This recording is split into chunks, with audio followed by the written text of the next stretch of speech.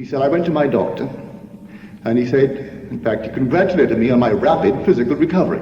And he asked me if I'd done something, and if so, tell him all about it. So I said, I did it all in my imagination. I imagined I was in your office.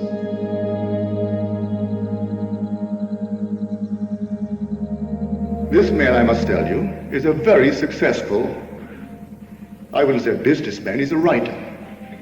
But he's always busy, writing for pictures, writing for TV, and his income is enormous. He never misses a meeting in LA, and here recently he sent me this letter. He said, you've asked me to share with you any experience of mine, such as a vision, a dream, or my practical down-to-earth experiences in the application of this principle. Well, here is a dream. People were on the sidewalks, there were cars on the street, but everything was frozen.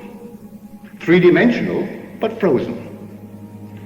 And I knew that I alone could animate them. I looked at myself, I'm just like the others, all frozen. And I knew only as I became alive would they become alive. And so I took a step.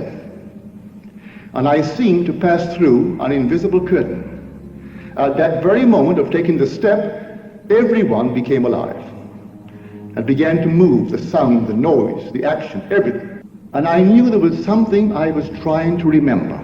I kept on walking. I must have gone a block. It seemed like a normal walk, the kind of walk I take every day. And everything is alive and independent of me. And then I remembered. As I remembered, I turned around and looked and changed the focus of my attention and placed it back above. And everything once more became frozen and lifeless. From this exalted state, I remembered I didn't talk to them. And for some strange reason, I wanted to speak with people. And at that moment, I found myself in the living room where a party was in progress, but they were frozen. And as I entered, I was frozen. And I wondered, am I the host? Am I the guest? They all seem to know me, and I don't know one of them. And for a moment I panicked, for I knew the party would come to an end, and I didn't know where to go. So I remembered.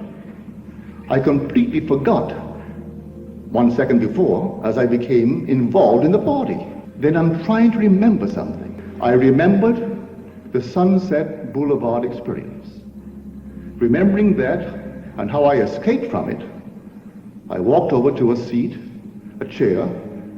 I sat down and closed my eyes, and then I changed the focus of my attention and once more placed it not here with the party, but above. I opened my eyes, and they're all frozen. Everyone is frozen. And then I felt myself once more above. At this exalted state, I looked way down, and here is myself on a bed. And I had what I considered a wonderful idea. Now I know I can change, move myself from its present state into the most desirable state that I would like to experience. And then I realized how impossible that would be. From this level, I can't change any state. These states are permanent. I would have to go down and identify myself with that being. And from that level, once more, play the game. And so, at that moment, I began to awake. I'm on my bed. And I have no knowledge of the dream. I went to my library and started to make a recording of your last lecture. And something you said triggered the dream. And it all came back in detail, as I've just told you. Then I said, did I dream it last night? Or did I dream it long, long, long ago? I don't know. But, however, it thrilled me, and so I thought I'd share it with you. Then at the very end, to make it a light letter, he said, I went to my doctor, and he said, in fact, he congratulated me on my rapid physical recovery. And he asked me if I'd done something, and if so, tell him all about it. So I said, I did it all in my imagination. I imagined I was in your office, and you were saying to me exactly what you said. And then I began to explain to him how imagination works. That imagination creates reality. He said to me in an elderly philosophical manner, you know, my wife thinks things like that. Wasn't very flattering. But he said, this is a strange experience. We were out driving recently on a Sunday afternoon, and the radio was turned in to a ball game. And this man is coming to bat, and I dislike him. And I said to my wife, he shouldn't be in the big league. He can't hit, he can't catch, and he can't run. What right has he playing in the big league? And she said to me, you shouldn't think things like that. You should think nice things about him and see him doing wonderful things. He said, all right, I will. I'll see him hit a home run. He steps to the plate, and the first ball pitched, he belts it into the bleachers. And then said he to his wife, I'll never do that again. It's too fast. But I must tell you, the lecture that triggered the memory of his dream.